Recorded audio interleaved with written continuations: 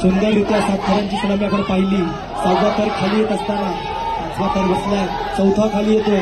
हळूहळू शांतपणे जिद्दीने चिकाटीने आपण पाहतोय थर उतरवत असताना विशाल गोविंदा पथक आत्मविश्वास दिसतोय, जल्लोळ उतरतोय।